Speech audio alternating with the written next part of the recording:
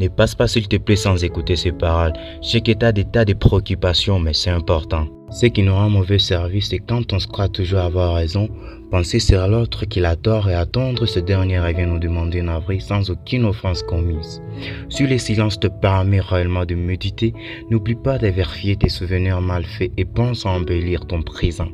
Arrête de te plaindre pour les actes bons que tu as faits en espérant de remerciements en retour, car la récompense n'est jamais toujours venue de personnes que l'on a aidées. Le travail est la loi de la nature et l'ordre est ce qui guide l'homme. Donc tu dois bosser dur pour t'en sortir, pas courir derrière les autres. Fais de toi une vérité absolue. Les mensonges ne payent pas.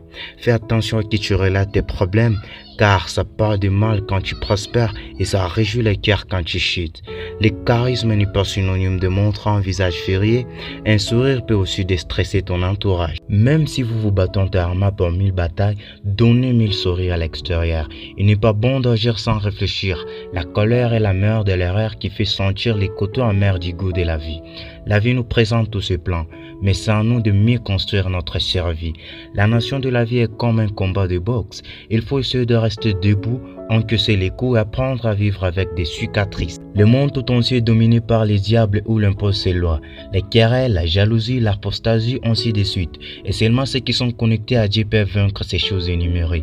La connexion que je suis en train de dire, ce n'est pas participer à tous les cultes organisés dans l'église, ou chanter ou encore être dans un groupe de l'église, mais c'est développer l'intimité personnelle profonde avec Christ. Lorsque la porte s'ouvre et que tu gagnes une somme importante, ne t'éloigne pas de Dieu, sinon c'est cet argent même qui va te tuer.